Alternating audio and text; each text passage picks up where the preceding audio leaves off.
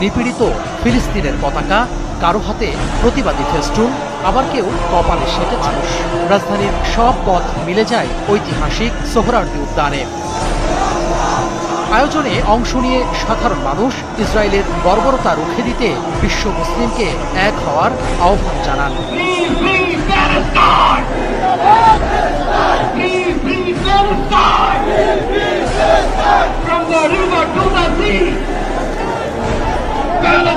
ঐতিহাসিক সোহরাওয়ার্দী উদ্যানে ইতিহাস সৃষ্টি করে শুধু ফিলিস্তিনের জন্য এক মঞ্চে এক হন বিএনপি, জামাত, এনসিপি সহ বিভিন্ন রাজনৈতিক দলের নেতাকর্মীরা।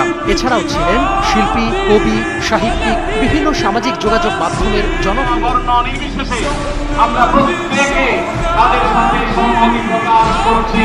ভৌগোলিকভাবে আমরা ফিলিস্তিন থেকে অনেক দূরে হতে পারি, কিন্তু আজকের এই জনসমুদ্র প্রমাণ করে আমাদের এক একজনের হৃদয়ে বুকের ভেতরে বাস করে এক একটা ফিলিস্তিন। প্যালেস্টাইন সলিডারিটি মুভমেন্টের আয়োজনে মার্চ ফর গাজার ঘোষণাপত্রে উঠে আসে ৫ দফা দাবি।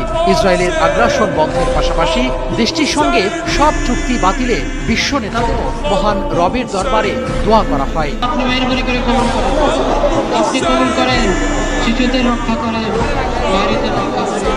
আলহামদুলিল্লাহ।